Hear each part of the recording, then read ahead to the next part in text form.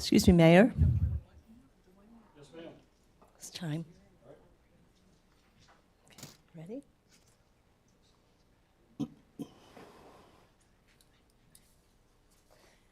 Good evening, everyone. Thank you for taking the time to attend tonight's City Council meeting.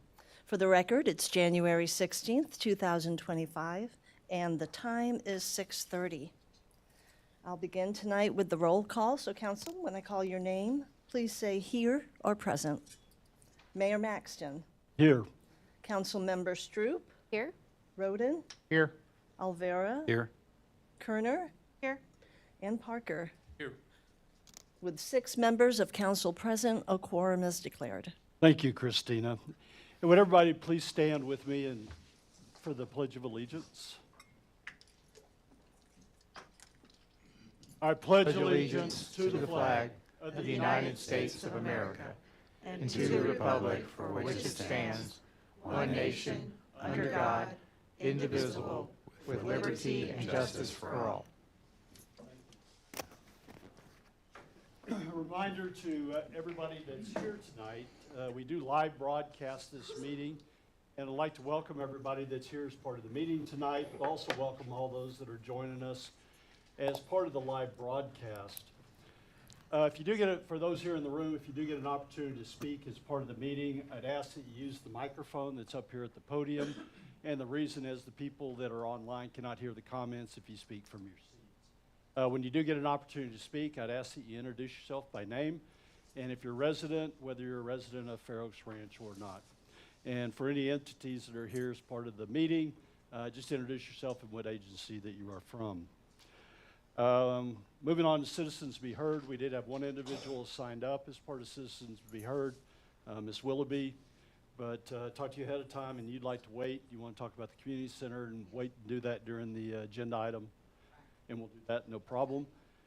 She is the only one that signed up as part of Citizens to be Heard.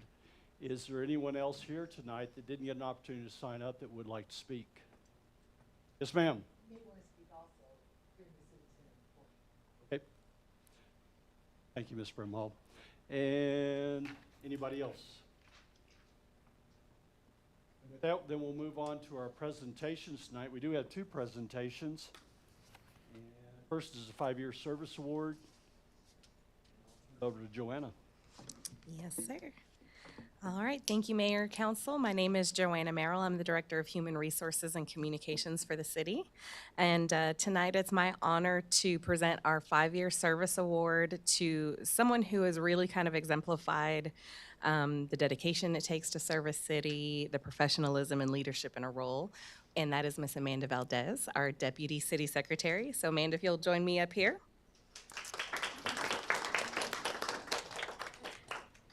So over the past 5 years, Amanda has proven herself as an invaluable asset among our team and in her department here at Fair Oaks Ranch. She's built a very impressive career in the public sector over the last several years and in local governance as well. Her journey kind of has been just a continuous growth of achievement and improvement and participation. She has earned her certification as a Texas Registered Municipal Clerk, I think back in 2021, kind of solidifying her experience in our municipal operations here at the city. And she is an active leader in several of her professional organizations, including her role as the current state TMCA chair for the membership committee. And her journey also includes the Texas Municipal Clerks Association that was marked by her service as vice president in the Alamo chapter from 2020 to 2021, followed by her election as the president for the 2023 and 2024 years. And then she's also been a very active member in the San Antonio unit for the National Association of Parliamentarians as well, and was honored as Clerk of the Year by TMCA most recently in 2023. So that just shows the testament commitment that she has not only to her profession, but to serving in local government as well. And something exciting for Amanda is that I believe this month she begins yet another landmark in her growth as a professional in the municipal world, where she will be beginning her journey to receive her Certified Public Manager Program certificate as well. So we just really want to extend our gratitude for everything that she's done over the last 5 years, and commend her on all of her professional affiliations and really just being a key role in kind of planning programs here and working with the city. So please welcome or join me in congratulating Miss Amanda on her 5 years of service with the city.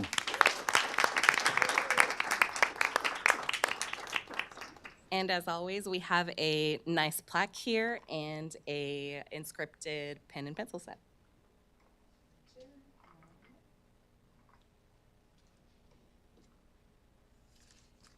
Thank you.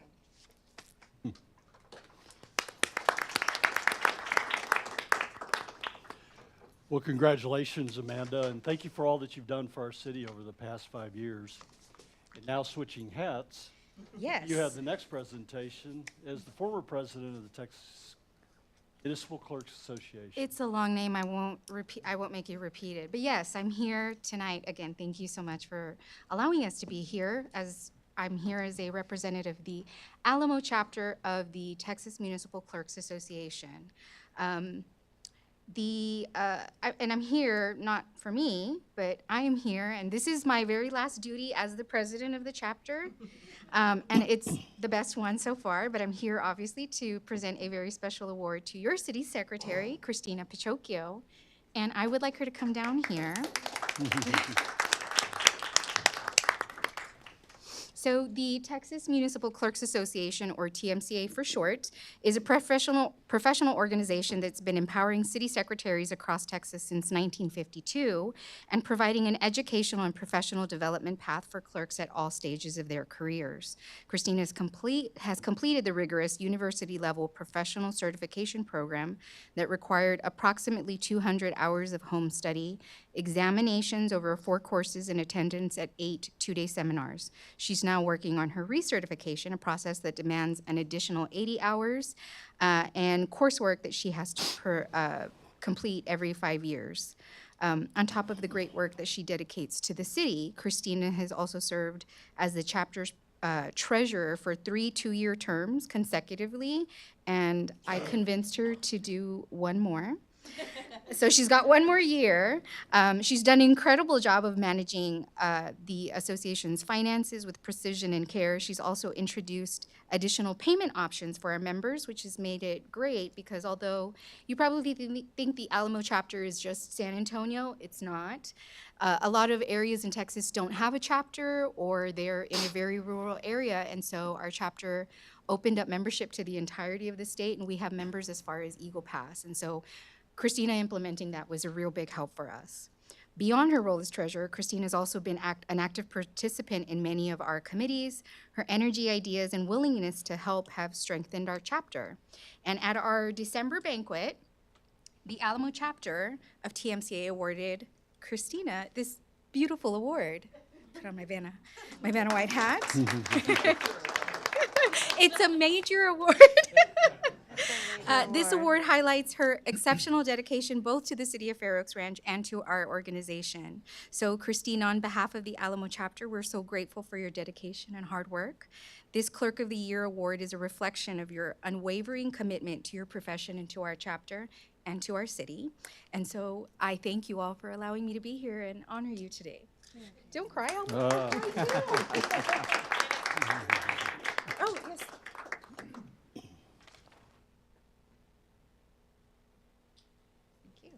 Thank you. Congratulations, Christina. And with that, we'll move on to our consent agenda tonight. We have 5 items on the consent agenda. First is the approval of the December 19th, 2024 regular city council meeting minutes. Second, approval of the second reading of an ordinance amending the budget for the fiscal year beginning October 1st, 2024 and ending September 30th, 2025. The third item, approval of the first reading of an ordinance amending the City of Fair Oaks Ranch Code of Ordinance, Chapter 12, Traffic and Vehicles, Article 12.01, General Provisions, Section 12.01.003, Prima facie speed limits, and reducing the maximum speed limit of 20 miles per hour on Noble Art Drive and Calcala Drive. Fourth, approval of the resolution authorizing the execution of an agreement with Avero LLC for an IT master plan. And last, approval of Councilmember Stroop's absence from our December 19, 2024 regular city council meeting. Is there any council member that would like to remove any of these items from consent to consideration? With that, could I get a motion to approve the consent agenda? So moved. From Keith, and a second. Scott? All in favor of approval of the consent agenda, please say aye. Aye. Any opposed? The consent agenda is approved. Thank you.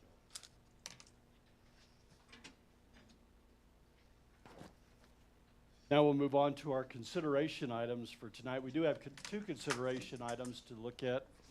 The first is the presentation of the certificate of unopposed candidates and consideration and possible action approving a resolution declaring the unopposed candidate in the February 25th, 2025 special election to be elected to office and to cancel said special election. And Christina, you going to lead us through this one? This evening, I present to you the certificate of unopposed candidate for the special election to fill the vacancy for our council seat number 6.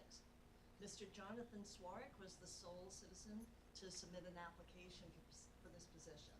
In accordance with the election code as outlined on page 46 of your packet, City Council is required to declare the unopposed candidate elected to office. As this election is no longer necessary, I recommend that council take action to cancel the election, and suggested motion language can be found on page 47 of your packet. I'm available for any questions.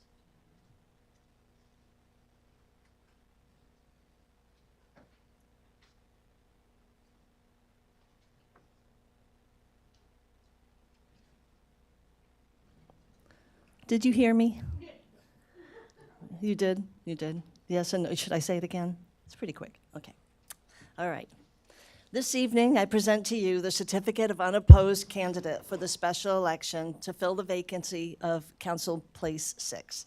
Mr. Jonathan Swarek was the sole citizen to submit an application for this position. In accordance with the election code as outlined on page 46 of your packet, City Council is required to declare the unopposed candidate elected to office. As this election is no longer necessary, I recommend that council take action to cancel the election. And suggested motion language is available in your packet on page 47. Thank you, Christina. Any questions from council? Any questions from anyone here tonight on this item?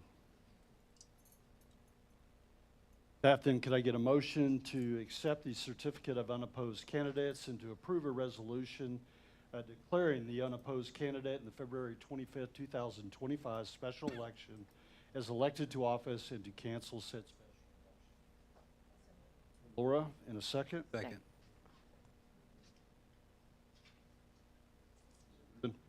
Okay. Any other discussion from council?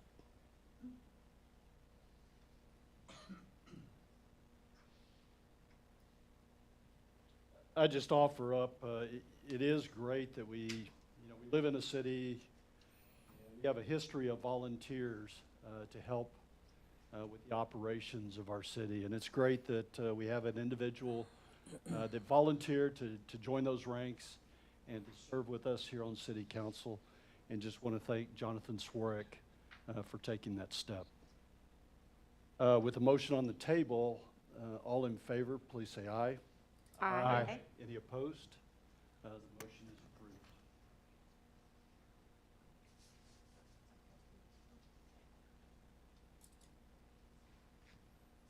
approved. With that, we'll move on to our second consideration tonight, which is the consideration and possible action approving the first reading of an ordinance amending the City of Fair Oaks Ranch Code of Ordinances, Chapter 13, Utilities, Article 13.03, Water and Sewer Systems, Division 3, Part 2, Drought Contingency Plan, and amending Appendix A, Fee Schedule, Article A9/5 and/V and W, Drought Charges, Surcharge Rates, to include a fourth stage as a part of this. Yes. Kelsey? Good evening, council. My name is Kelsey Delgado. I'm the project manager for the city, formerly the environmental program manager. As you may recall, in December of 2024, council held a workshop discussing potential updates to the city's drought contingency plan in an effort to better align with our triggering entities and to expand the flexibility in our drought responses. The following amending ordinance shows the revisions discussed at that workshop, which includes expanding the number of drought stages from 3 to 4 and limiting drip irrigation at the revised stages 3 and 4. So we decided to prepare a short slide deck of the major changes that have been reflected in the amending ordinance in Exhibit A. If you recall, stages 1 and 2 largely remain the same.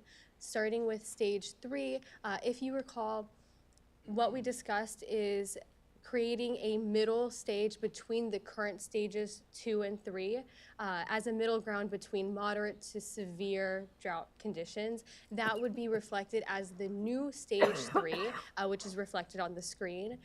Measures to note are that surcharges would remain the same at 10,000 gallons for residential accounts, 30,000 gallons for commercial accounts. Landscape watering through irrigation system limited to once every other week. Power washing of impervious surfaces is banned at this stage, and then drip irrigation is only allowed every Monday, Wednesday, and Friday. As mentioned, stage 4 is formerly stage 3, so it also largely remains the same with the exception that it is now stage 4, and an additional measure has been added, which is to limit drip irrigation to once a week. Additionally, drought surcharges remain unchanged. The only amendment is, since we do have a fourth stage, that fourth stage is reflected on the drought surcharge rates, which is the same as stage 3. So 10,000 gallons for residential accounts, 30,000 gallons for commercial accounts are the thresholds, and then all the tier rates for all of the stages remain unchanged. So if approved, this amending drought contingency plan shall go into effect April 1st.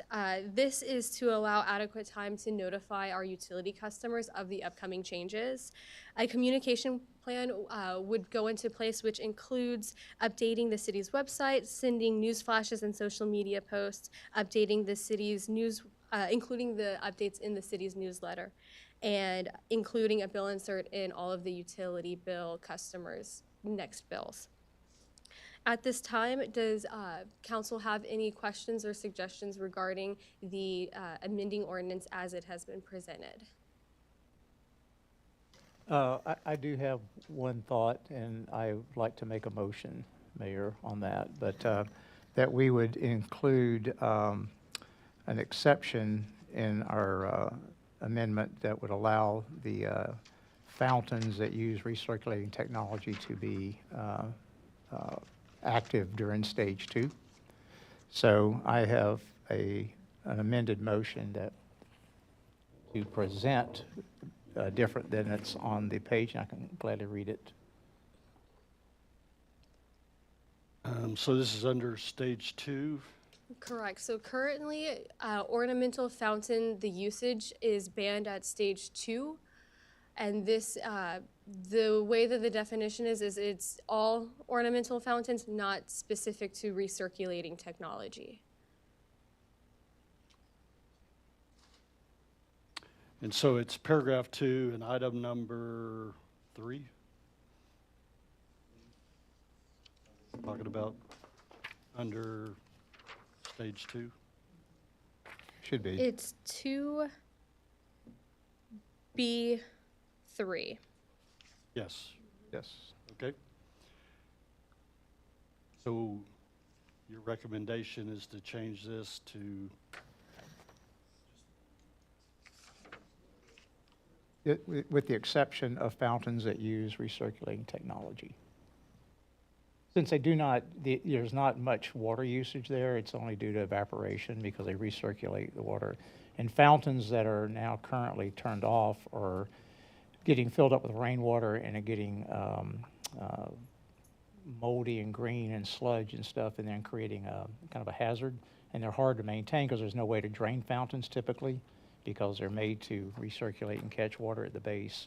So I would like to propose that we consider the letting the recirculating fountains continue during stage 2. So that's the gist of my question, Okay. concern. And Scott, did you have a question too, or? No. I thought you raised your hand. Councilmember Parker.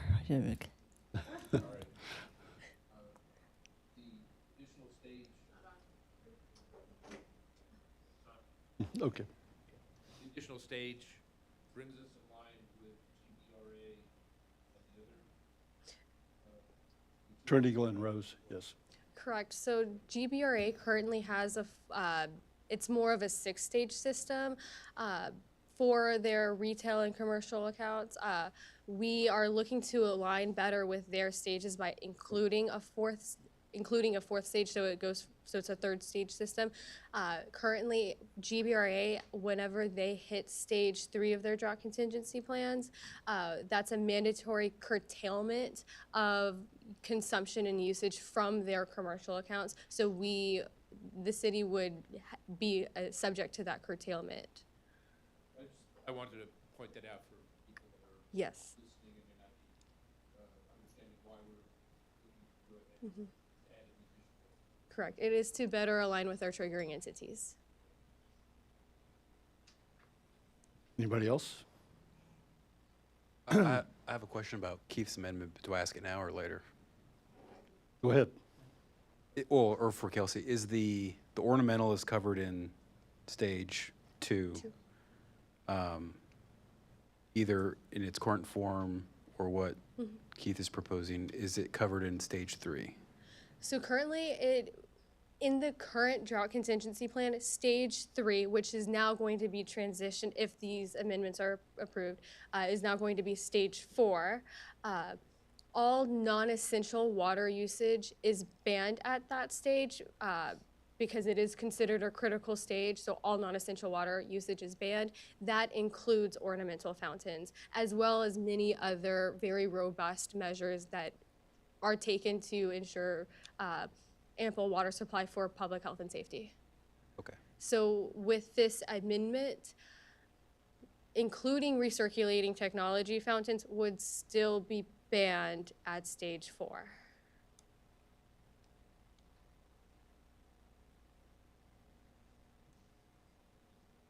Did that answer the question?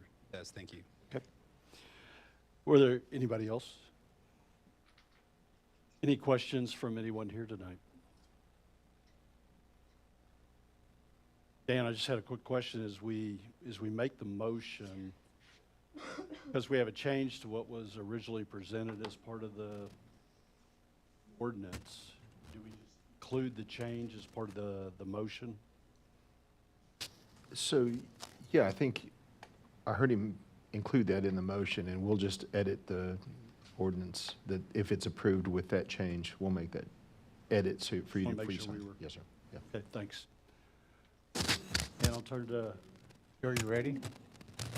make the motion. Okay, I move to approve the first reading of an ordinance amending the City of Fair Oaks Ranch Code of Ordinances, Chapter 13, Utilities, Article 13.03, Water and Sewer System, Division 3, Part 2, Drought Contingency Plan, and Appendix A Fee Schedule, Article A9, V and W, Drought Surcharge Rates to include a 4th stage as amended, to add ornamental fountain water usage banned with the exception of fountains that use recirculating technology, Section C.2.B.3I from Exhibit A of the ordinance. Second. And a second from Emily. Any other discussion from council? And with the motion on the table, all in favor, please say aye. Aye. Any opposed? Thank you, Keith.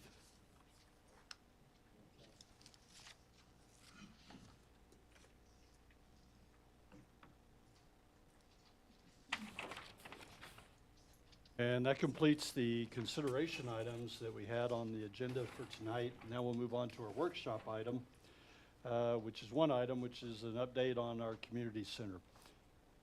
Just for procedure, what we're gonna, I know we have two individuals that would like to make some citizen comments as part of this. And we do have a presentation. I believe Kelsey's gonna introduce it, and then I believe Rocky's got a presentation. We'll go through that portion of it, allow council to ask questions, and once we get through that, then I'll turn to the citizens that want to make comments and allow you that time. Since it's still part of citizens to be heard, I ask you keep your comments to under 5 minutes as part of your presentation. Okay? Thank you. All right, are we ready? Ready? Okay. Again, Kelsey Delgado, project manager. Moving forward, I will be assisting on this project. Today, we also have Mr. Rocky Lopez from Lopez Salas Architects to help to assist with this workshop. So as you may recall, back in February of 2024, City Council held a town hall the city held a town hall to share information regarding the community center and to obtain feedback on potential exterior roof options. The majority of respondents favored the gable roof option, which was then approved by council in April of 2024.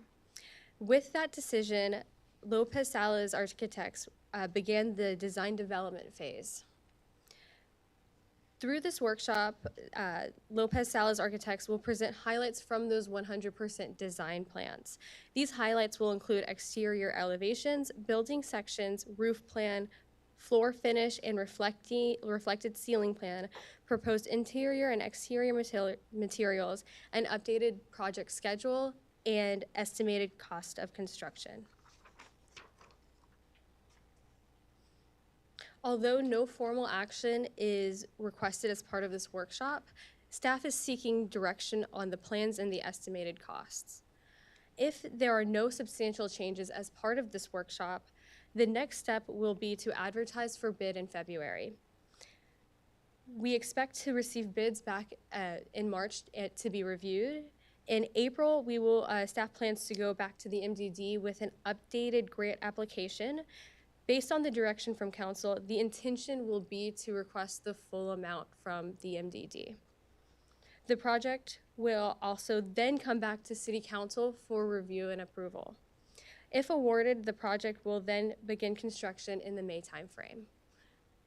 Should there be any questions, I'll go ahead and turn it over to Mr. Rocky Lopez to go through the slide presentation. So Kelsey, as we go through this presentation tonight, it's really our last review of the design of the community center. This would be our opportunity to offer any possible changes that we would want to see. Correct. Being the purpose of the presentation. Yes, sir. All right. Rocky, I'll hand it over. Good night, everyone. Good to be with you all again. Happy New Year to you.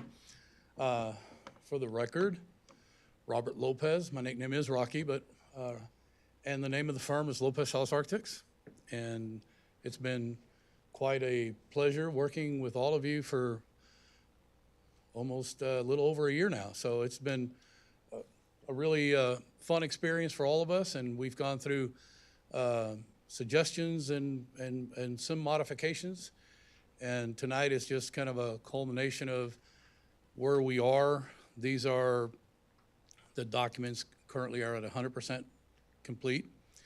And we just want to kind of give you a brief review of the actual documents. I'm sure you've already seen them in your package, but answer whatever questions come up during this presentation. Just real brief, the agenda. You can see the items there. I'm not going to go through and read them all because we'll go one by one, but the beginning is just to go through the construction set, kind of give you a brief overview of where we are.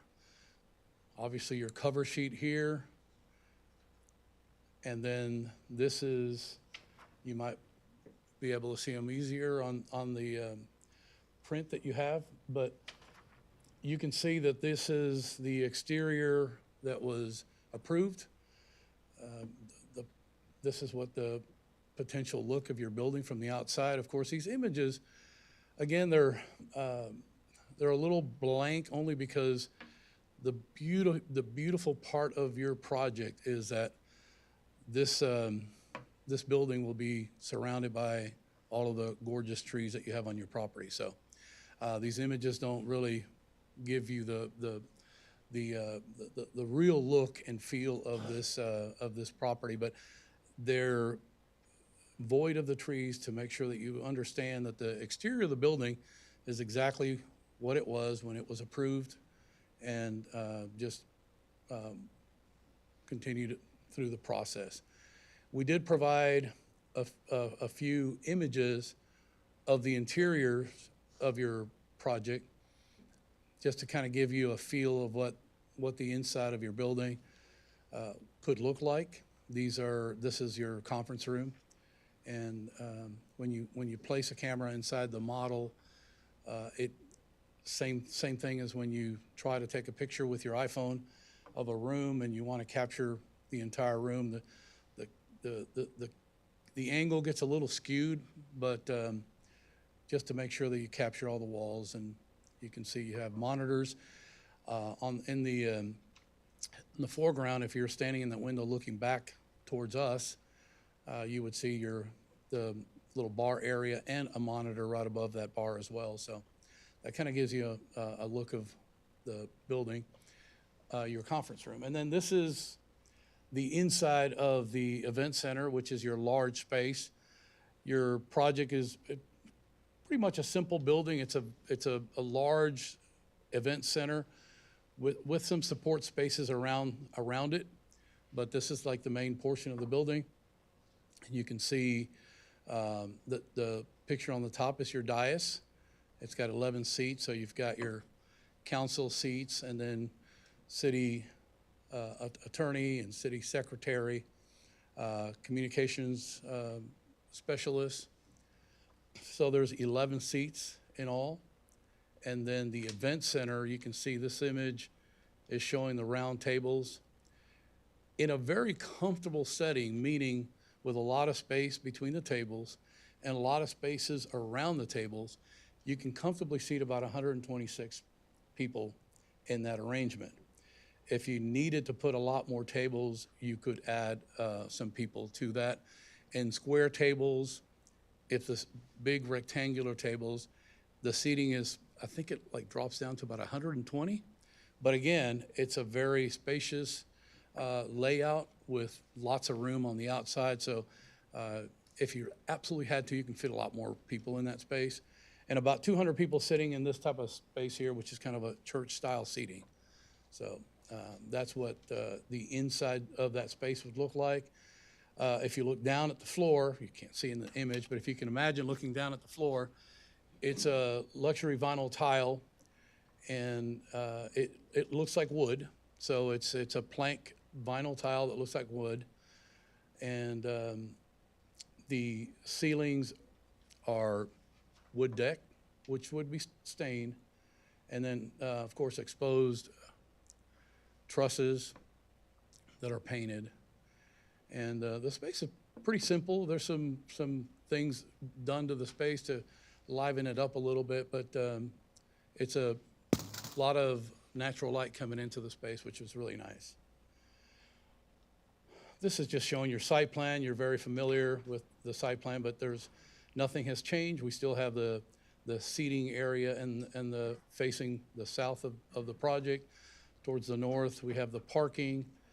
We have accessible parking in the front and the front of your building, although you've access from either north or south. That front of the building is the one that faces the campus. This is your floor plan. Nothing has changed. Every space is still the same. The main corridor going from north to south or south to north. And then your event center, the dais, and that folding, like not folding, it's a rolling partition that comes across, very similar to this, a little taller, and it goes into that pocket. The south and the east side of the building's got that covered patio that faces all the beautiful trees. This is just your ceilings. If you're, again, going out in the patio and you look up, you would just to see the stained wood rafters. And above the rafters, you would have stained decking like you have on the inside of the building. The rest of the space is pretty simple. You have not 2x4 like this, but you'll have 2x2 ceilings and the dais and some of the other major spaces. And then in the corridor, the main public areas, we would have a very simple sheetrock ceiling, painted sheetrock like you would have at your own house, with small downlights for lighting. This is just your roof plan, just one big gable roof going across, and then small gables at the entrance to the south and north of the building. The big black square that you see in the middle, looks kind of strange. That is right over the event center space. So it's open ceiling in there. Obviously, the insulation has to be above the ceiling as opposed to the rest of the building that's under the ceiling, because you have, under the roof, so you have a ceiling so you can't see it. It's a lot easier to do it that way, but in that main space, you've got to add the insulation on top of the roof deck and then put the roof on top of that. So it just means that there's a change in elevation from the main roof about 6 inches, and it actually makes the roof look a lot better anyway. These are the exterior elevations of your building. Same as the renderings that you saw before. Nothing has changed from what you initially approved. These are just cut sections through the building. If you take a knife and cut through them, most of these drawings are reference drawings for a contractor to really kind of understand how the building is constructed. And then this is your finish floor plan, just giving the general contractor the information about all of the finishes from floor to floor base. What are the walls, what paint goes on the wall, what color those paints are, and then the ceiling. So all of this had been reviewed by staff. We've had a couple of meetings. One was online, virtual meeting, where we presented all of the ideas and we were given direction. And then we had an in-person meeting here on campus where we reviewed and went over with actual materials on hand. They can feel and touch. And so all of these finishes have been approved. The direction that we were given is exactly what's on these drawings. Just interior elevations. This is mostly technical to allow a contractor to understand what goes on the walls. Your restrooms obviously are going to have tile on the main walls, and 2 of the walls will be tile. The other one will be just a wainscoted tile, and the rest is painted sheetrock. Then a little look at some of the images that we reviewed with them for the selection of interior materials. This is just to kind of give you a little idea of how these materials might look. The bottom left-hand corner is just an image. It's a smaller space, but a very similar. Now that you've already seen your image, it doesn't make as much sense as when we first showed this to your staff to allow them to kind of visualize what that space might look like. But it's just showing the trusses and the wood deck above the trusses, and then the luxury vinyl tile. I hate that the word luxury, because it sounds like it's super expensive, but it's not usually you have a VCT tile that's a 12 by 12. It's about as inexpensive as you can get. This is a little bit better material. It looks like wood, and it wears beautifully. You'll never have to worry about it for years to come. So it's a very nice material. The rest of your walls are all going to be painted, just sheetrock like this, painted. And there's a wood accents, meaning the wood frames around the doors are going to be wood, your doors are going to be wood. So nothing out of this world, just selection of some, carefully selected materials to make your building look nice. And then the exterior, this is looking at stone. We've reviewed different options with your staff. You're familiar with your own building, so you can see your own buildings there. One of the interesting things is that all of the limestone that's used on campus is different from building to building to building. There's some similarities, but they're different. And if you look at City Hall, that's our favorite. It's all mosaic, which is that pattern that you can see on the top there in the center. That's a mosaic pattern. And it's got a lot richer colors to it, like yellow and browns to it, as opposed to the police building, the facility that we're in right now. The limestone's a little lighter. The mosaic pattern is still the same. We were suggesting the potential to use the square cut instead of the mosaic. The team on staff felt like that was a nicer looking pattern, but we knowing you all, we stayed with the mosaic, and so that's what we have on the drawings. That's what we have in the specifications. All of these decisions can easily change later on, but we just wanted them to see just a little option of what if. But we do have the mosaic on your project currently.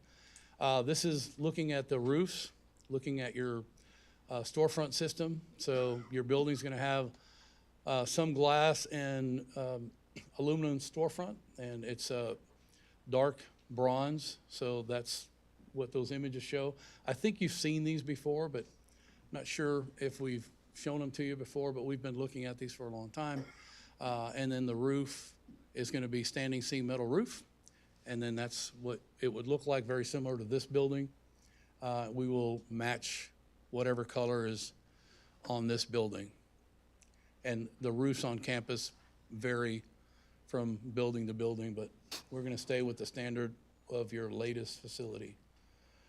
Schedule, I think Kelsey's already kind of went through the schedule, but after this evening, this presentation, the next step is to prepare the documents for bidding. And then, of course, we would have a pre-bid meeting with contractors on site, and then they would provide bids at some point, probably three and a half weeks later, and then negotiate. The city will negotiate with the selected general contractor. So hopefully, if everything goes as planned, the construction could potentially start by the 12th of May. And then, of course, that would take us through the following year. I personally think that the building could be built in less than 12 months, but we're always very careful about that. So, because we're not doing it ourselves. So it depends on the smaller the contractor. If you have contractors that are providing price for your building, the ones that are going to provide the better price are going to be the smaller contractors. The ones that are more than likely building more residential than commercial. And those are also going to be the ones that take the longest. And also the ones that take provide more headaches because they don't have the experience of the larger firms. And so depending on the contractor, we'll spend more time in construction administration, answering questions, making sure that the building is built according to our specs. So there's a lot of work that is involved, and it's all depending on the quality of your contractor. But we'll have to see how that works out. Opinion of probable construction costs. We consistently kind of check this through the process. Initially, we provided back in 2023, I told you at the beginning of the design that the project would potentially cost $425 a square foot. And so, and then we went through the whole process after a schematic design where we went and modified and provided options that the local community looked at and provided opinions. And then there was an option selected, as was explained earlier. And so that's what we currently have, but in the option that was selected, there were some things that would make the building a little bit more expensive. So we discussed that back at that time. But, at 90% construction document phase, towards the end of last year, we had a couple of contractors provide us and their budgets on the project based on 90% construction documents, which is pretty much done. And then, so one of them was at $460 a square foot, and the other one was at $450 a square foot. So the cost of the building actually went up a little bit, but if this holds in the coming months, that it'll probably be a pretty good thing, because we were concerned that, there's no telling what some of those changes would cause. But the size of the building's still the same, just a little, slightly over 5,000 square feet. I believe one of them came in at 2.4 and the other one was 2.45. So we felt that was within range, and felt pretty good about it. Hopefully, both of these contractors have consistently reached out to us, asking, "Hey, where do you all stand?" So they're interested, and so hopefully they'll bid on this project. The next item, we did look at comparables and alternates, just to see if we were within range. And as you've seen in your package, these are the comparables that we looked at. All of them, I'm not gonna bore you to death and go item by item, but all of them were within range. Some of them were much higher, but we're currently under construction on a large police facility and for the city of Kerrville. But you can see that number is at $578 a square foot. But not only is it a large facility, but there's tons of technology, and it's a huge budget. So it's close by, but it doesn't really equate. But we wanted to show that anyway. In preparation for the bids, we put in the documents some alternates. So we have alternates set in, and the reason to do these is that in case the numbers are a little high, then you guys can decide before going into a value engineering exercise with the contractor. You guys can decide, well, if we want to save a little bit of money and take this item out, for instance, I wouldn't recommend it, but if you want to take the vinyl planks out of the event center and just do sealed concrete, you can do that. There's, what is that, like $50,000 in? I can't see from here, but.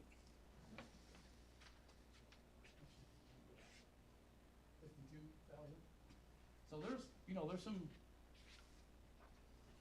there's some money that involved in these, but it's not and we spent a lot of time with Grant helping us as well, brainstorming, looking at things in the building. But the truth is that your building is pretty simple. It was designed that way. It was designed to have a very functional and beautiful facility, but we spent a lot of time making sure the decisions that were being made throughout the whole process was to make sure that we were staying within a particular budget. So there wasn't a lot to take out. Usually when we start looking at alternates, we want to start with the mechanical system of the building, but in this facility, it's pretty simple, and it's almost like what you would have in a house.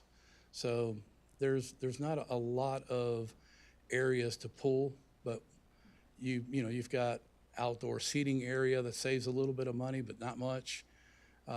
We can take the standing seam metal roof off the building and replace it with a composite shingle roof, very similar to what you currently have in the City Hall facility, but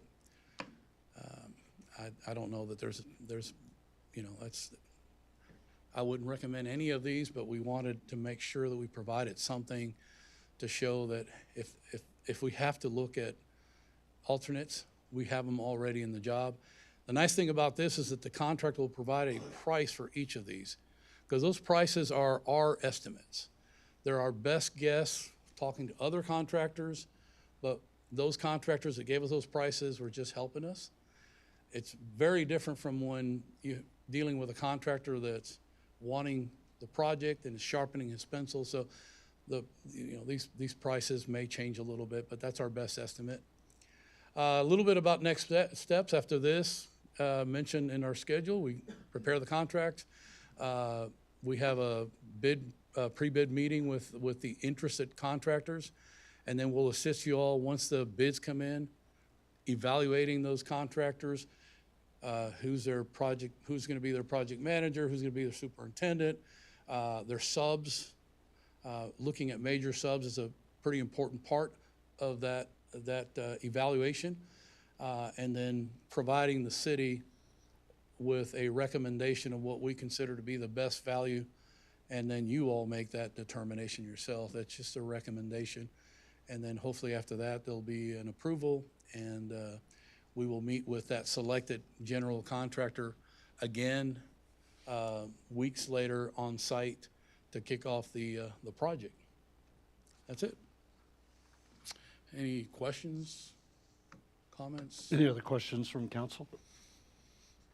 I guess for Kelsey, on the timeline, if on this timeline it says anticipated coming back to council to approve a contract April 17th, do you anticipate, or is the plan that the city would apply to the MDD and there would be some sort of decision one way or the other from the MDD before the April 17th date? Correct. Excuse me. Correct. I believe the MDD meets in April 9th. Correct, yes. So I would, Council, I just want to say, I would separate the discussion today from the MDD grant, because you are dedicating money from the city budget for this, whether or not you get a grant. So the only guaranteed grant you have right now from the MDD is $1.2 million. You can go and ask for more. It's not guaranteed you'll get more, but your decision is based 100% on whether the MDD is going to pay for it. I wouldn't count on that because it hasn't been submitted yet. We haven't even looked at it. That was why I was trying to get an idea of the timeline, because, I mean, historically, the price keeps going up. And it is not that right now, 50%, 60% would be borne by the taxpayers or, through the city budget. And seeing the price tag and all that, it makes me uncomfortable.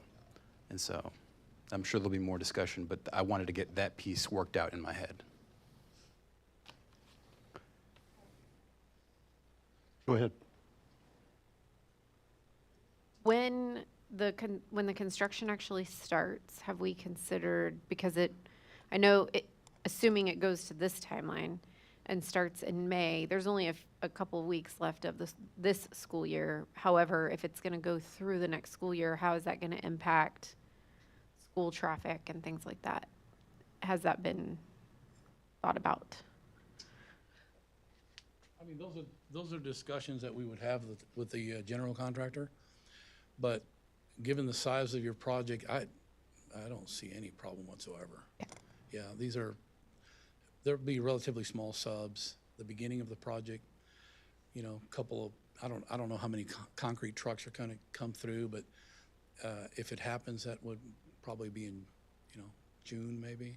So I don't know, but given the size of your project, I don't see a lot of issues with construction traffic and that sort of thing. Yeah, the goal would be to utilize Boots Gobbets, so then Chartwell wouldn't be impacted during the school year. We would also discuss the laydown areas and things like that that the contractor's gonna need. So, but all of those things are discussed with you all in those meetings and your staff, so. And all those decisions are reviewed by you, made by you, and the contractor may provide, or we may provide with the contractor options, like, can we use this area here on your property? Can we do this? Where are the subcontractors, where are they gonna park? And so we'll say, we think that we can, have this area for parking, on street, whatever it is, but we will review all that with you after we talk to the contractor about getting their recommendations as well. And then all of that would be decided and approved by y'all. So, I don't think that's a city council decision, but probably staff. Yeah, I say you Okay. all meant like. Okay, I just the want to make city. sure you're Yeah, not going no. to come to us and talk about parking. right. So since this is a workshop, can I just chime in with whatever? I don't have to Yes. wait for anything special. Okay. I'm kind of like, I'm in agreement with what Ruben was saying. I'm very uncomfortable going forward with this and approving something like this without knowing that it's going to be covered by MDD. Because when this whole idea kind of first started, it was my understanding 100% of it was going to be covered by the MDD grant or very close to it. So now, with the way it stands right now, it's like half of it. And I am super uncomfortable with that. I will want to remind you that the MDD grant doesn't pay for anything up front. So everything Right. we decide, you would have to pay, well, we would have to pay out of budget first Right, and then get reimbursed. right. And not every cost is reimbursable either.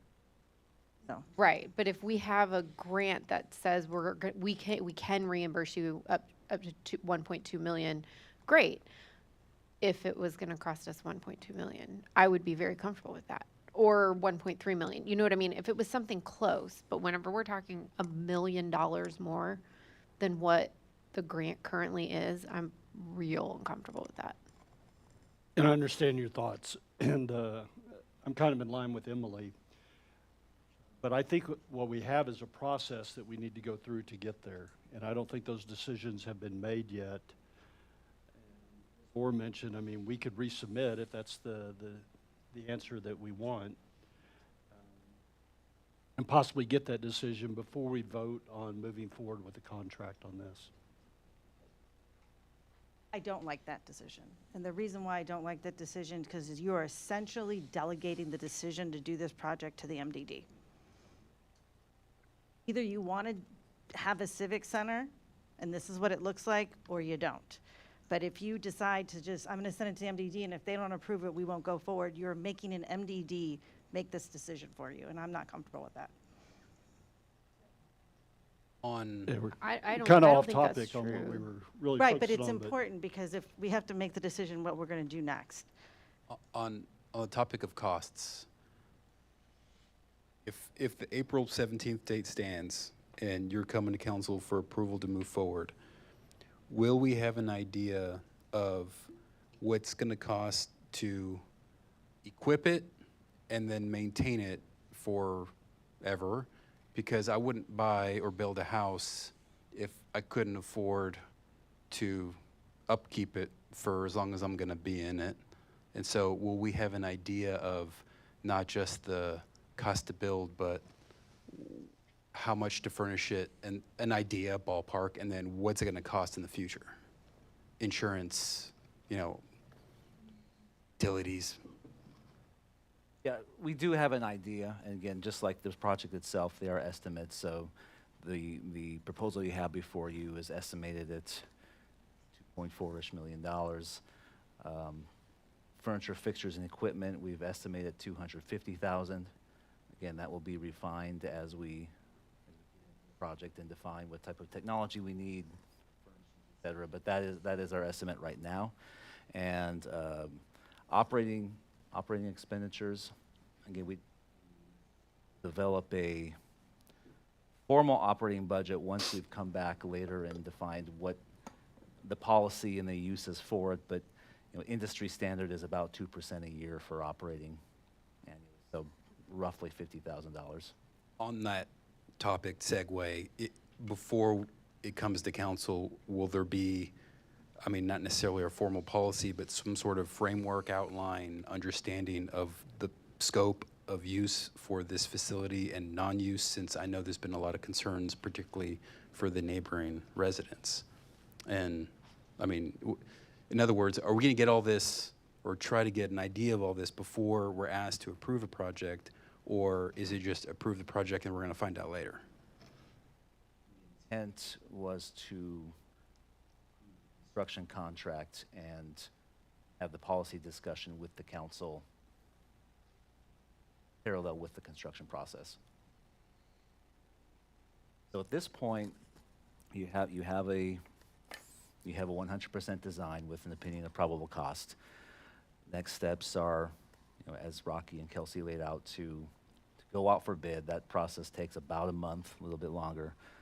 At that point, the council comes back with, to award the contract based on the recommendations. So the council will have the opportunity to vote on that contract to proceed with the construction at that point. So the only thing we're looking for tonight is if there are any major design issues, we need to know that now. Otherwise, the intent is to bid and come back to council with an award. Regarding the MDD funding, we've had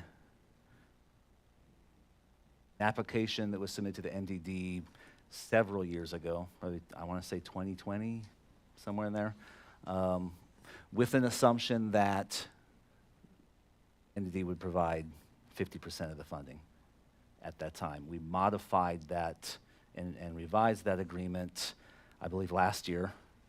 I may be flipping the timeline a little bit, with the same 50% assumption with the updated project cost. So that's how it got to the 1.2 million. There has been discussions throughout the process about when and if to apply for more funding. We made the decision that rather than go back and ask for more funding based on an estimate or a guess, let's get the final price based on the bid and make that decision at that time. So that's why we're here tonight, to ask for your direction so that we can proceed with the bid process, learn what that price is going to be based on the bids, and proceed with those remaining steps. Scott, can my recollection's a little different than what you said about for the original bid. When we were looking at it back then, it was a 1.2 million, but it included both the old police building and redoing City Hall. That's correct. And so we were never planning to bid for City Hall. We were only planning to bid for the police building, which they estimated to be 600,000, which is why the MDD grant was 600,000. So it wasn't 50% of the police building, it was 50% of a double project. Of the full project, absolutely. Right, and that project included City Hall. Agree. Right, okay. So the MDD grant at that time was for the full cost of just the building we're talking about right now. That is accurate. Yeah, I just wanted to make sure we clarified that. Scott, I've got a question and a couple of comments. One, the timing of this, I think with the questions on the table about funding and how much the city would have to come out of pocket, and that we at least have an idea, and I do agree we should get fixed hard bids. One concern I have is trying to award this thing so quickly after we get these bids with these other questions on the table, that if we go out for bid, that we set the expectation on the bids that, we're not going to necessarily award it right there in April. It might be May or June, depending on trying to answer some of these other questions, because I think we have some valid cost concerns and some things that we don't know, correct? It is, and Rocky, if I state this correctly, please chime in. But typically, this is the project schedule and the funding schedule. That's the relative fast track, if you will. Typically, when you have bids and you go through the process, typically the contractor will hold the price for at least, I believe it's 60 days. That's correct. So would we have to do it on April 17th or whatever that day is? Not necessarily. So if we needed a month or so to vet through that process, we would have that. If it goes beyond that, they may hold it longer, but then that's at the discretion of the contractor. So you do have a little bit of flexibility within there. I just want to make sure we weren't backed into a corner, in this process, that we had the ability to answer all these questions. The other thing I was, as I'm thinking through this, and since this is a workshop, I'm assuming that going under the assumption, the facts today, we have $1.2 million awarded from the district.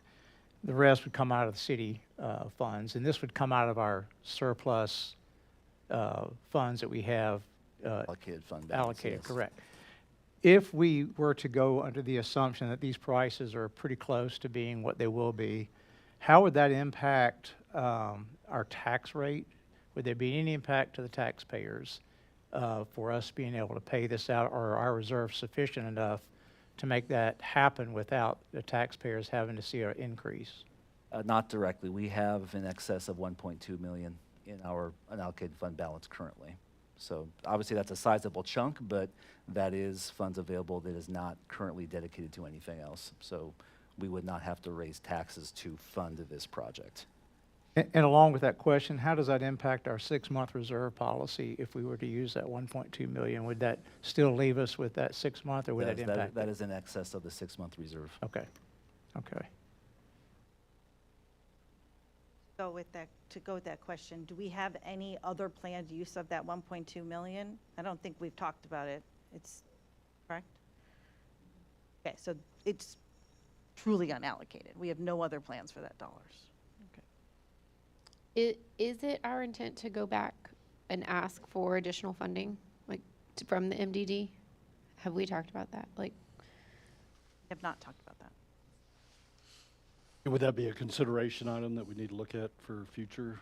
Approve a resolution directing you to go back and Council discretion, from the management perspective, that is our intent. If the council wants to direct me to do that or something other than that, of course, you may do so.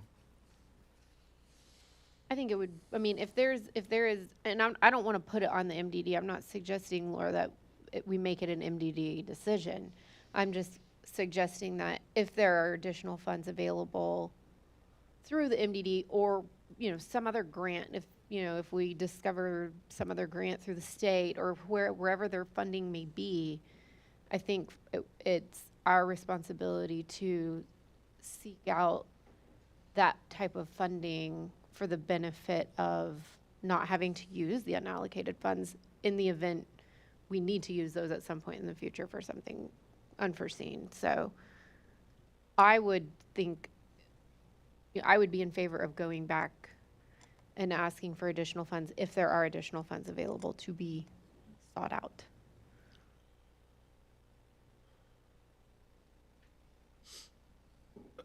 okay. I thought that was the intent all along, so. Okay. And I believe it's, the one thing is we talk about a timeline. You mentioned it's an aggressive timeline. We're not tied to any timeline. I know this is what was put out, but honestly, if we get to a point and we're not comfortable at moving forward the timeline and there are other things that we need to do, we can step back and readjust.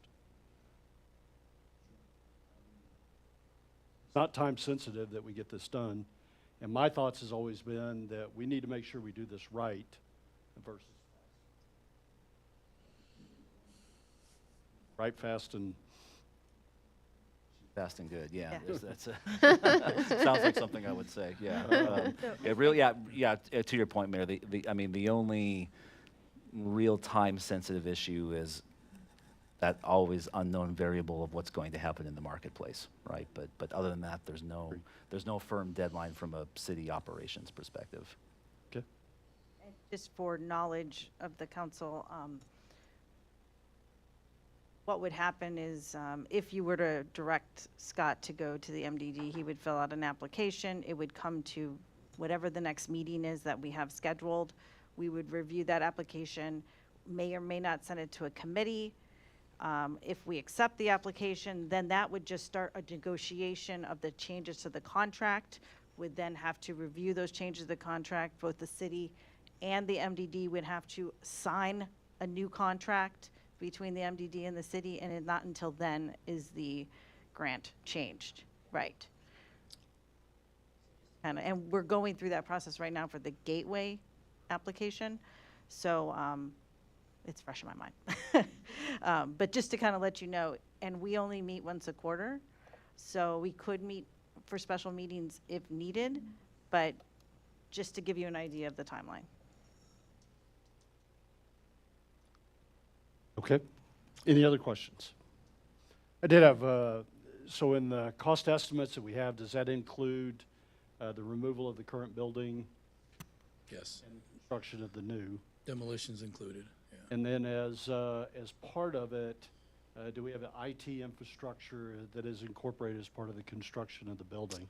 The IT is done by you, by the city, and so we would coordinate that effort with you all. We've had a couple of meetings, Grant and I, and then here on campus with your IT person.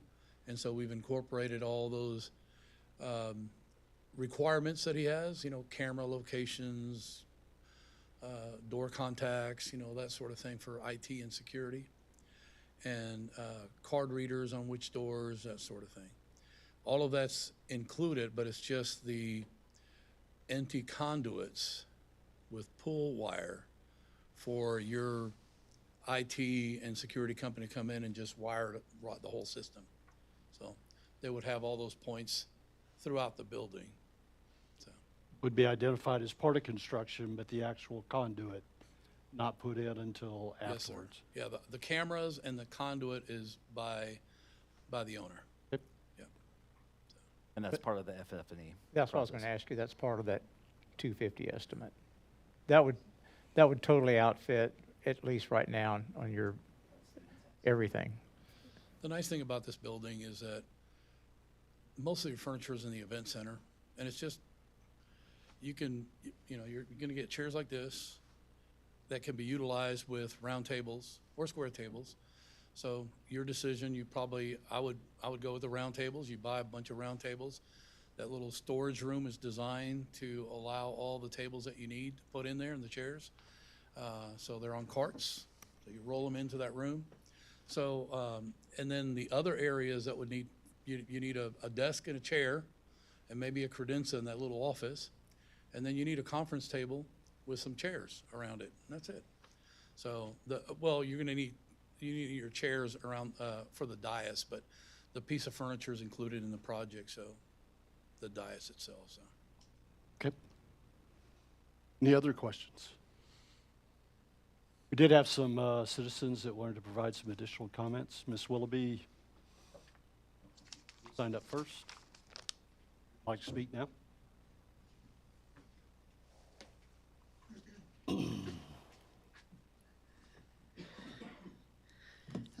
Excuse me, been sitting there not talking. I'm Carol Willoughby. I am a citizen of Fair Oaks.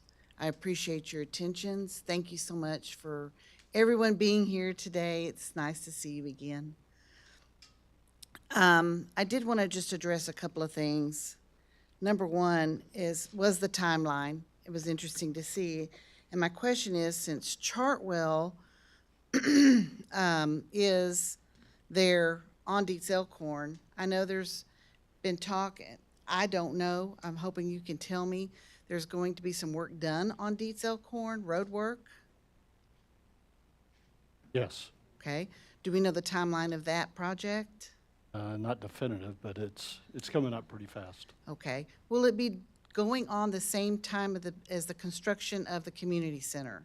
Because that is going to be a difficult ingress and egress to the school, to Chartwell, to the huge, probably the busiest intersection in coming into Fair Oaks, which is Ralph Fair Road and Dietz Elkhorn, it's going to be a big issue to get around with traffic.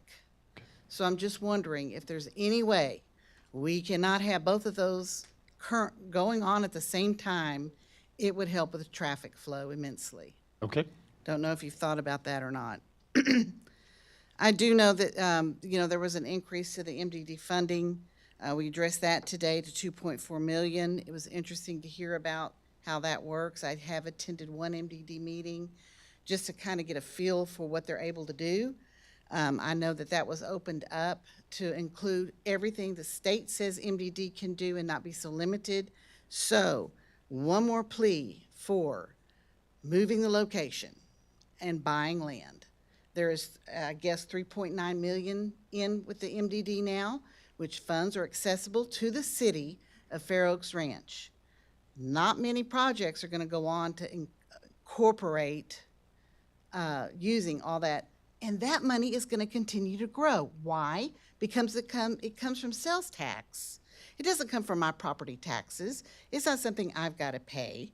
But every time there's an Amazon delivery, a Wayfair delivery, any kind of delivery, it's taxed, 2 pennies or something to every dollar for the MDD. It's going to continue to grow and grow and grow. And we got to use it somehow, right? Okay, Fair Oaks, are we finished growing? I mean, I've been a realtor here for 19 years. Are we finished growing in Fair Oaks, or is there going to be still some land to become available through ETJs or anything to add on to residents? No, there's no more room to grow. So this is it. So one of the big pluses for having this community center was to be able to vote.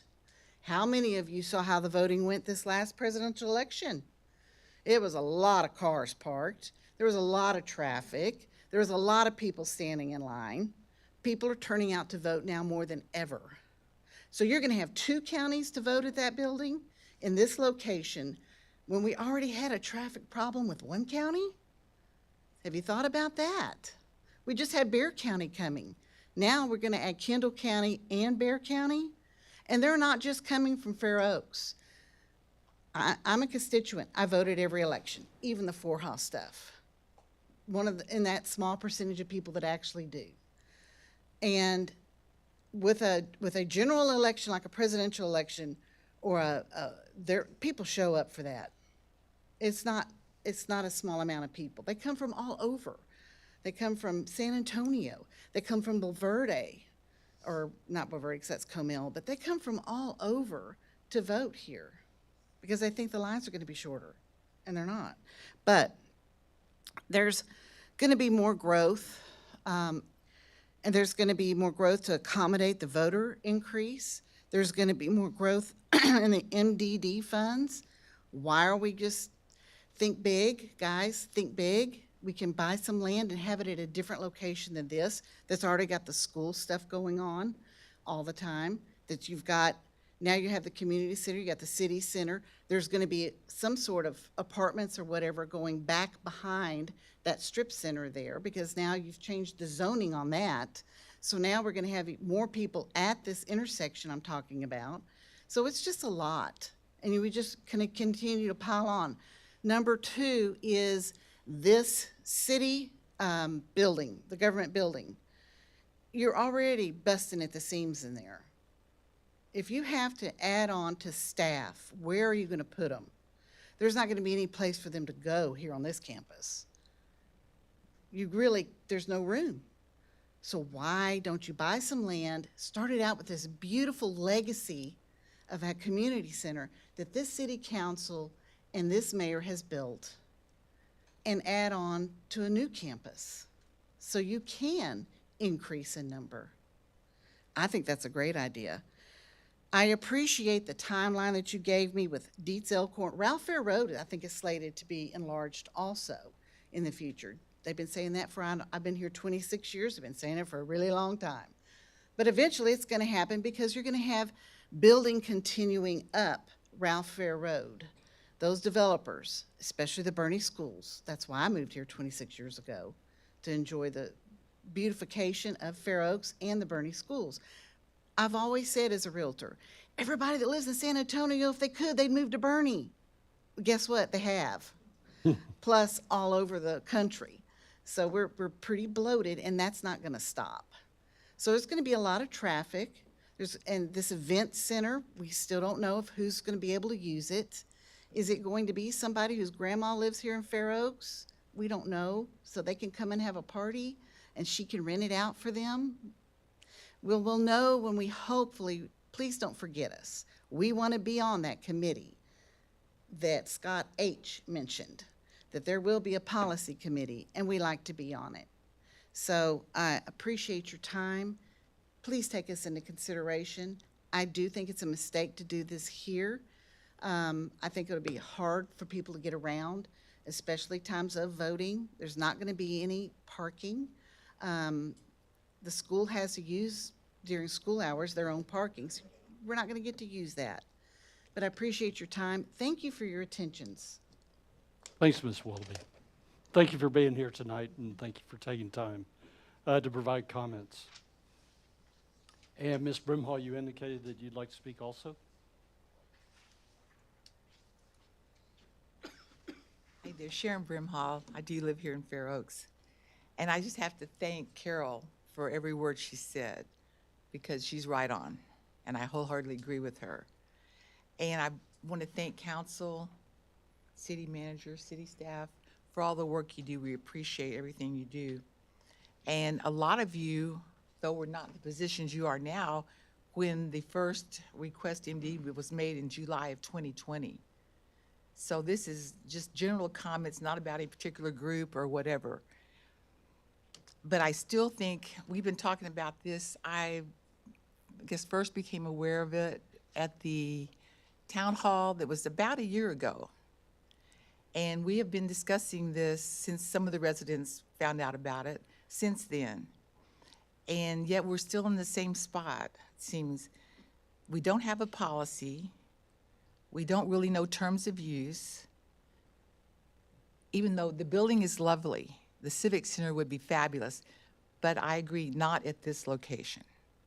It's just not suitable for the growing city that we have and the number of cars. Since I moved out here just 7 years ago, there's more traffic lights on welfare and there are more cars everywhere. You all know that, everywhere you go. And so that's going to happen to our city as well. And I also would appreciate, over the last 4.5 years since that 2020 request, our city has changed a lot. Our county's changed a lot, all three of them, the state, national. One change, obviously, has been increase in costs. Construction costs have gone way up in the last 4.5 years. And with the devastation we're seeing in our country in different places, it's going to require a lot of rebuilding. They could go higher before too long, because there's going to be a great demand for building materials. I would just appreciate, I think a lot of people have moved out of Fair Oaks in the last 4.5 years, but a lot more people have moved in as the subdivisions are built out. And a lot of those people do not even know this Civic Center idea exists. You don't know what you don't know, and you can't comment on what you don't know about. I don't know how you contact them, but better city communication to the whole of Fair Oaks would be really nice, I think, because citizens do have good ideas on occasion. But we appreciate that you're not rushing into this as well, because there are still some things to be thought through, I think, before we start knocking down buildings and building new ones, if that makes sense. You might even take another look at what can be done with the building that's there, or something similar to that for the council and all that. And as Carol said, build a fabulous civic center on proper acreage, more than 1 acre, okay?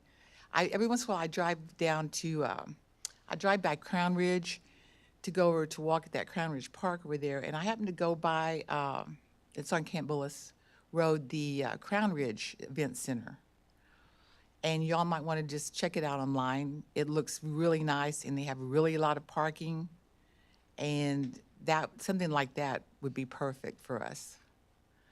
But I'm just not sure. I think we need to think through more of these questions like the Dietz Elkhorn construction, and when are they going to get through with the Fair Oaks Parkway construction?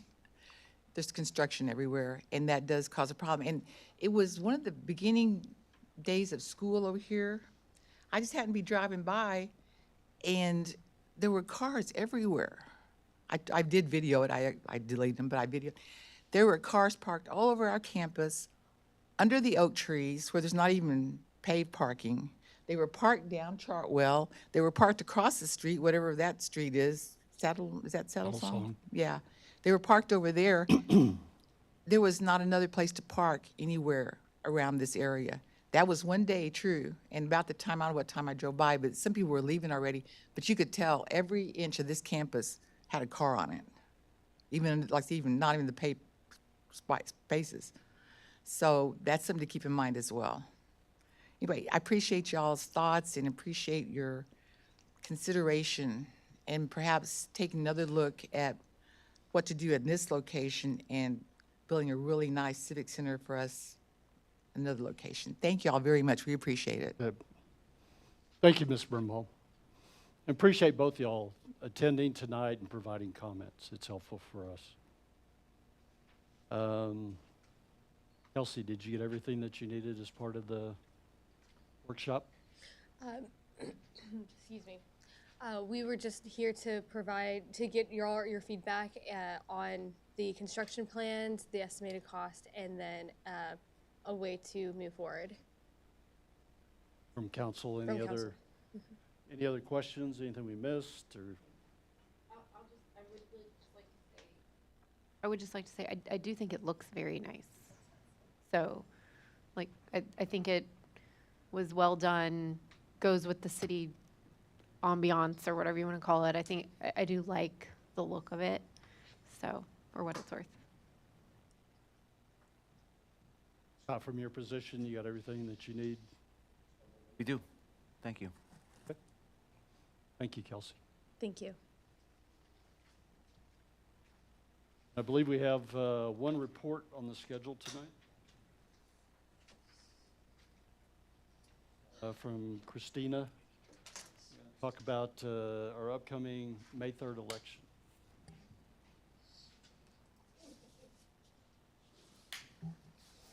Yes, sir. Thank you. Good evening, Christina Pachocchio, City Secretary. I'm here tonight to provide an update to the upcoming regular City Council election. It's scheduled for May 3rd. To begin, I'd like to note that we have 3 council seats that are up this election. Place 3, which is Ruben Olvera, place 4, which is Laura Kerner, and place 5, which is Scott Parker. And my goal tonight is just to kind of guide you through our calendar. So looking at our general election calendar, we have the filing period, which started yesterday, January 15th, and it runs through February 14th. I'm happy to announce that both Councilmember Olvera and Councilmember Parker did submit applications. We also received, for their respective places, and we also received an application for Councilmember Kerner's seat. And that was from Dale Pearson, and the information is posted on our city website. The plan is to order the election on February 6th, provided that we don't have any opponents. We could potentially cancel the election after February 21st. Should we continue with an election, the early voting period will be April 21st to April 29th, and I'm happy to announce that that will not impact any of our council meetings. Election day is May 3rd. The canvass period would be May 6th through May 14th, and I've identified May 12th as a special meeting to canvass the election. The new council members will assume their office on the May 15th regular council meeting, and the oath of office will be provided to them at that time. And that's all I have for you tonight, and just not sure if you have any questions. I'll be happy to answer them for you. I have one question. I know there's school board seats that are also up, I believe. If any of those seats are contested, would we still have to have this location available for voting? For the school? Can you repeat the question? So there's also, I think that there's also school board seats that are open. But I don't know if any of them are contested or not. If they are contested, would we still have to provide a voting location here for the school board? I haven't been reached out to, Okay. so that would be the Bernie ISD Right. school board. No one has reached out to me at Okay. this point to ask for that. If I think the that's going answer to be an would be opportunity. it's possible. It's It's possible. possible, Okay. yeah. If we Okay. want to allow them to use our facility. Gotcha. Is that something we would have to fund or the school district fund? I believe. Right, if we it- probably would, I would imagine, allow have to them fund to it? use our facility. I'm sorry? We'd have to fund it. I can't hear you. No, we wouldn't Yeah, pay we for the wouldn't election. fund We would allow use of this facility if they Yes. requested it, but we would not. We If wouldn't we have did to not have a fund it. contested election, we would not pay for Yes. said election. Okay, that was my main question. Okay, thanks. Yes. Any other questions? Any questions from anyone here tonight? Okay, thank you. And that completes all the items that we had on the agenda tonight. We move on to announcements. Does any council member have any announcements that they'd like to present? Yes. Ma'am. I would like to wish my mom a very happy birthday. Today is her birthday, and my dad's was on Tuesday, so happy birthday to my parents. Anybody else? Just had a couple of announcements. City Hall will be closed next Monday, January 20th, and that's in observance of Martin Luther King Jr. Observance Day. And then just notice on January 30th, we're going to hold the innings ceremony. Chief Smith. And we're also going to conduct the State of the City. Both of these will be conducted at the Spring Creek United Methodist Church down on Dietz Elkhorn Road. The pinning ceremony will start at 5:30. We'll have a reception following it. And then the State of the City address will start at 7 o'clock. So both events kind of spread out a little bit, but in the same facility, and we'll just roll from one right into the other. And so it's January 30th at Spring Creek United Methodist Church. The last announcement I had, I just want to send a thank you out publicly to really what our city manager and our city staff did in preparation for the winter event last week. And it rolled on us pretty quick, and I think it was the Friday before that, we were getting notices that it was looking like we could have 1 inch to 1.5 inches of ice that was going to hit us last week.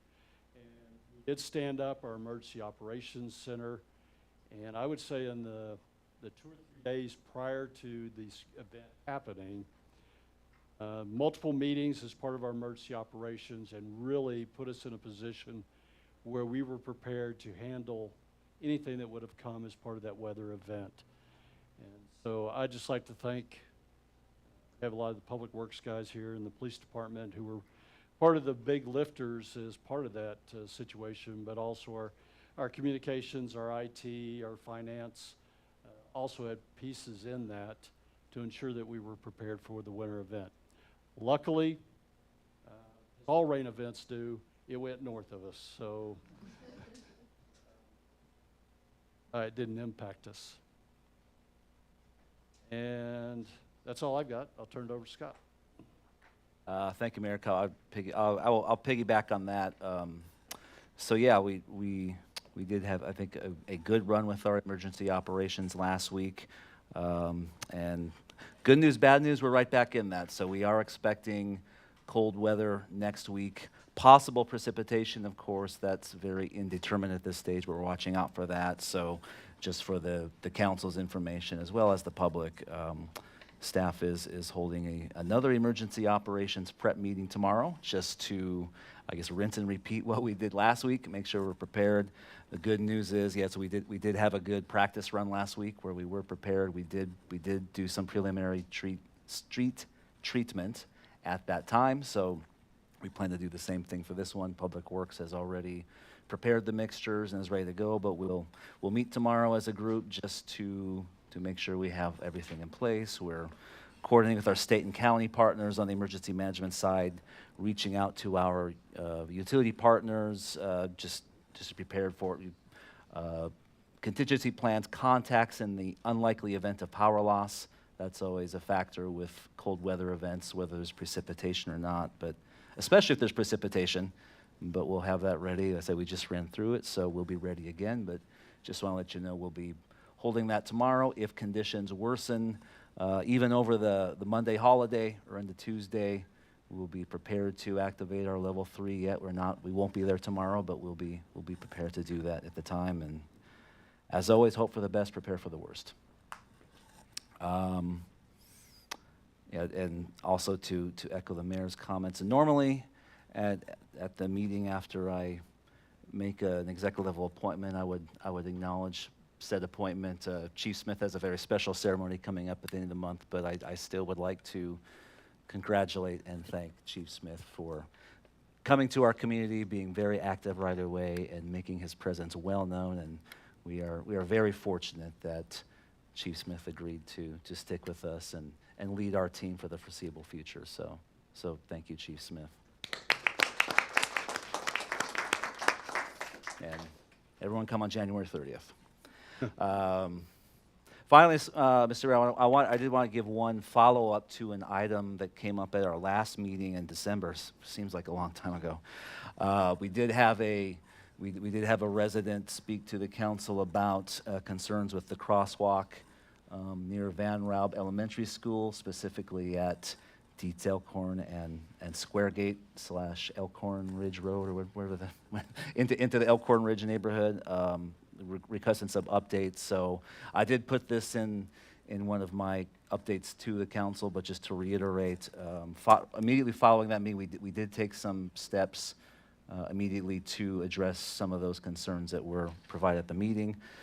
The Public Works crews the very next week went out and repainted the crosswalks at that intersection. Some of that paint is still there, some of it is not.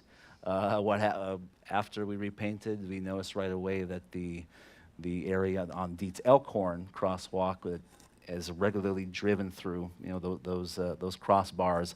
Some of those have already faded or been put over with tire tracks already. So we are in the process of getting someone in to lay some thermal paint on that crosswalk that's more permanent in nature. We have to procure that. We have to do a little milling, understand, so that the other crosswalks are painted, and a more permanent layer for the Dietz Elkhorn crosswalk is in the works.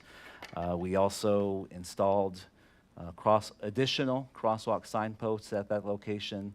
The posts were put in that week. The signs were ordered at the same time, and I believe we put the signs on the posts last week, so those are in place.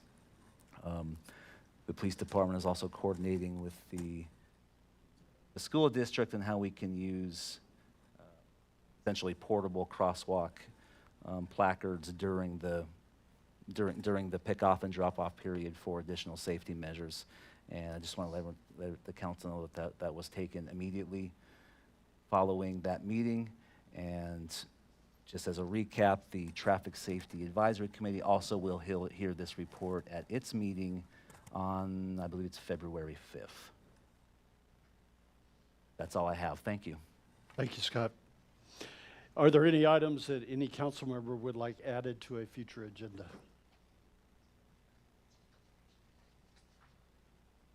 Okay. No need to go into executive session tonight? Correct.